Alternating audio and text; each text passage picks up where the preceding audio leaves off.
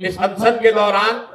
5वें 6वें दिन जो गांधी मैदान में हुआ वो मीडिया और बिहार के लोगों के सामने है। तो 4-5 दिन सोचने समझने के बाद अब हम लोगों ने ये तय किया है कि सिर्फ अब छात्रों की लड़ाई लड़ने से बात नहीं बनेगी, कहीं न कहीं बिहार में गांधी जी के बताए हुए रास्ते को लेकर आगे चलने की जरूरत है। समाज में लोगों को जगाने समझाने की जरूरत है। इसलिए आज से यहाँ से जन सुराज के साथियों के साथ, छात्र मित्रों के साथ हम लोग इस सत्याग्रह की शुरुआत कर रहे हैं।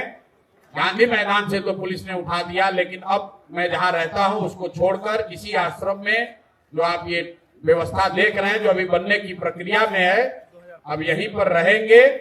और यहीं से जन सुराज का सारा कार्यक्रम चलाया जाएगा। लेकिन उससे बढ़कर इस जगह को हम लोग इस तरह से बनाना, विकसित करना चाहते हैं ताकि बिहार का हर वो व्यक्ति जो यहाँ की व्यवस्था से दुखित है, यहाँ की व्यवस्था का पीड़ित है,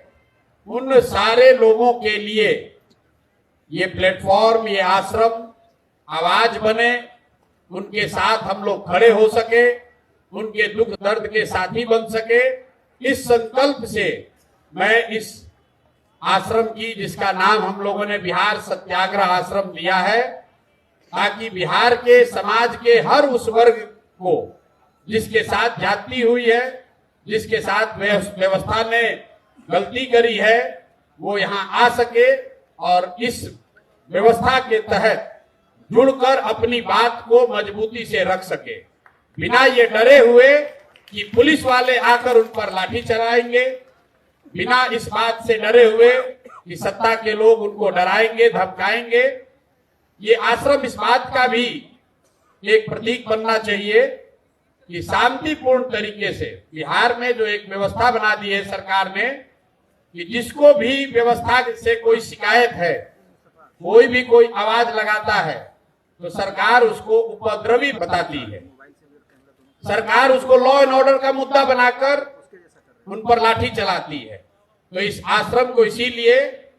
बाकायदा सरकार से परमिशन लेकर, ये जमीन जो लोग अपना होने का दावा करते हैं उनको पैसा रेंट देकर, सरकारी रेंट देकर ये व्यवस्था मैंने बनाना शुरू किया है, ताकि बिहार का कोई भी समाज का वर्ग, वो वर्ग जो अपने आप को दुखी फील कर रहा है, अकेला फील कर रहा है, वो यहाँ आए, अपनी आवाज रखे, इस विश्वास से रखे कि जन सुराज, प्रशांत किशोर और हम सब युवाओं की ताकत और आवाज आपके साथ है। आपको व्यवस्था से डरने की जरूरत नहीं है, व्यवस्था में गलती और जाति करने वालों से डरने की जरूरत नहीं है। इस आश्रम को शुरू करने के पीछे एक संकल्प ये है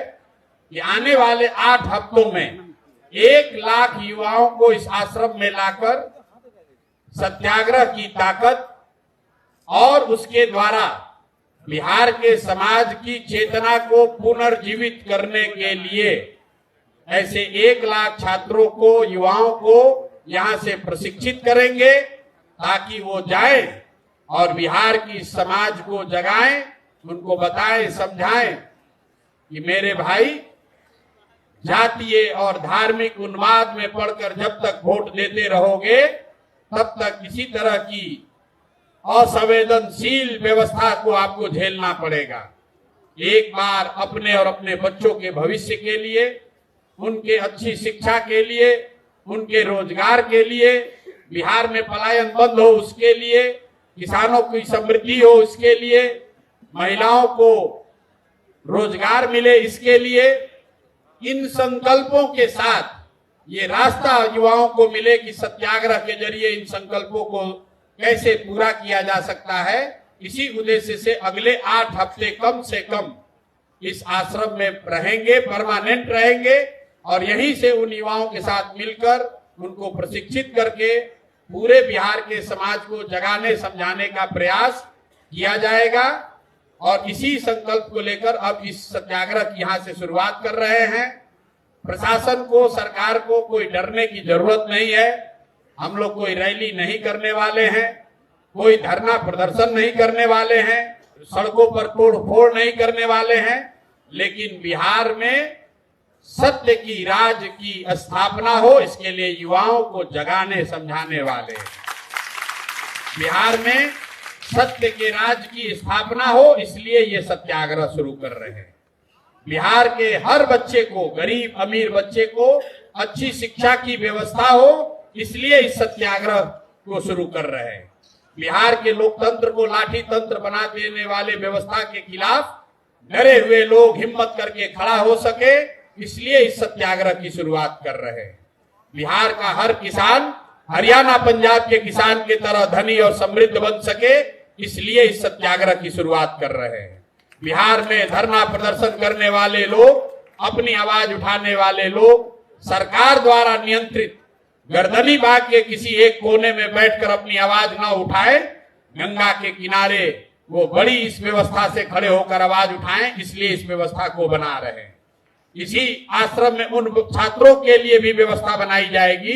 जो गंगा के किनारे पढ़ने के लिए मजबूर हैं, जिनके लिए कहीं पढ़ने की सुविधा नहीं है। वो छात्र यहाँ आ सकते हैं, अपना प्रशिक्षण का काम पूरा कर सकते हैं, इस व्यवस्था का इस्तेमाल कर सकते हैं। आने वाले समय में यहाँ कम से कम 5000 लोगों के रहने,